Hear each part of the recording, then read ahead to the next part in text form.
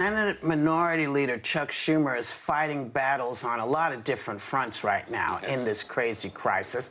And he's giving us an update on what the Senate and the White House need to do next. Please welcome our friend, Senator Chuck Schumer. Sonny? Hi, Sonny. Yes, Senator First, Schumer. I hope everyone's healthy. I hope you're all healthy, and all your viewers. Yes, Let's yes. hope. Same to you, Senator. We're trying to stay safe and healthy. Thank you for joining us, Senator. President Trump announced Monday that he's been taking the drug hydroxychloroquine for the last couple of weeks as a preventative measure. Now, in the past, he's taken, as you know, great pains to keep his personal information, like his full medical records and his taxes, really under wraps. Why do you think he's being so transparent now about taking this drug? Well, Sonny, it's hard to figure out. First, I would say it was reckless for him to state it for two reasons. One, all of the experts say it doesn't help fight coronavirus. So if there were people watching him, particularly people who might like him and listen to him, and they had the illness, and instead of going to the doctor or getting proper medical care, they took hydroxychloroquine, that could hurt their recovery. But even worse, the FDA itself, our federal agency, has said that hydroxychloroquine, particularly in older people, can cause heart arrhythmia, strokes, and things like that.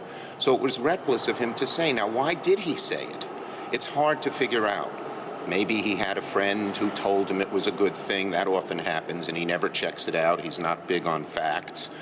Maybe he knows someone who owns part of the stock in the company.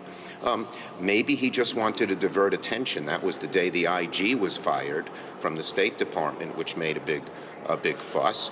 And maybe, and this is possible, he just made it up. Sometimes, you know, you never know when he's telling the truth or when not, just to get attention, a bright, shiny object. So I don't know why he did it, but it's reckless. And I would tell all of the viewers out there in The View, don't take it. It doesn't work. Talk to your doctor if you have symptoms. Okay, so yeah, we know when he's lying, sir, because his lips are moving.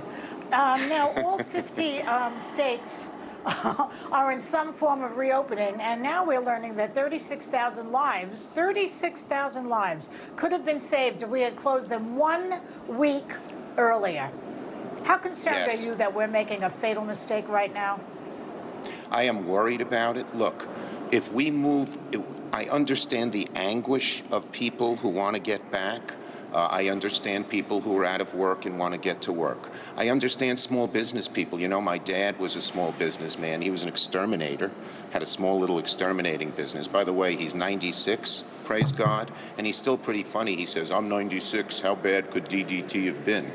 But he used to pace the floor Sunday nights because his business was so difficult. So I understand that.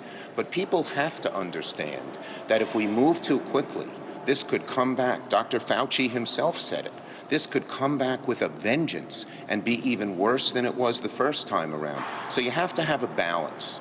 You have to listen. Our states, the 6 northeastern states, they put together a panel that had economic experts who knew the damage from staying at home, but health experts who knew the damage of moving too quickly. And if we don't solve the health problem, we're not going to solve the economic problem. You know, you could open up a store, but if people are afraid to go in because they're worried they might get coronavirus, if they're afraid to go down the streets, if they're afraid to go to a big event, it all won't work. So you have to get a handle on the health part in a careful, smart way and do a balance. You can't let tabloid newspaper headlines or 1,000 people demanding you open up govern the decision. It has to be a careful, balanced, scientific decision.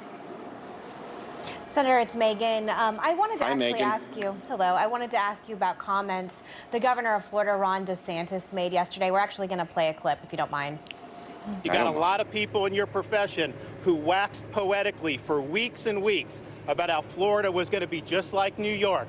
Wait 2 weeks, Florida's going to be next. Just like Italy, wait 2 weeks. Well, hell, we're 8 weeks away from that, and it hasn't happened. Florida has the lower death rate, and I was the #1 landing spot from tens of thousands of people leaving the #1 hot zone in the world to come to my state. So we've succeeded, and I think that people just don't want to recognize it because it challenges their narrative.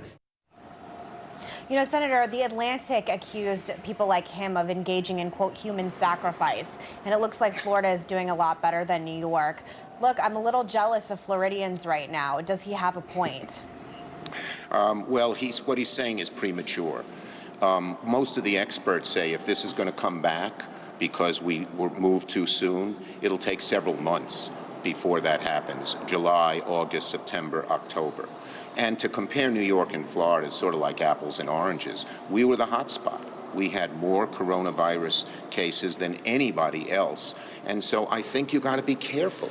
And you've got to listen to the scientists. I don't think name calling of anybody is appropriate. But I do think, you know, getting out there and bragging that everything is fine is premature at best and could be dangerous if the disease comes back. And no one knows. We have had no experience with this virus in the past. No one, not even the scientists, know exactly how and when it comes back, but too many of them warn us if you move too fast, it'll come back with a vengeance, including Dr. Fauci, who's regarded as one of the great experts. Right. So, Senator, let's talk about money, because I want to ask you about the HEROES Act, which passed through the House on Friday, giving another $3 trillion in economic relief to Americans. Mitch McConnell says it's dead on arrival. Oh, it's dead on arrival. And that he doesn't see an immediate need for more stimulus. Okay? So how are you going to help people who need it? What are you going to do? Right. Well, he's in an alternative universe, unfortunately. An immediate need, when you look at the TV stations and the news and you see miles of people lined up in cars to go to food pantries, and then the news media interviews them and they say, I never had to do this before, but I need to feed my family. When you find people being evicted from their homes and from their apartments, when you find people still getting sick, to say there's no immediate need. You know who used to say things like this? Herbert Hoover.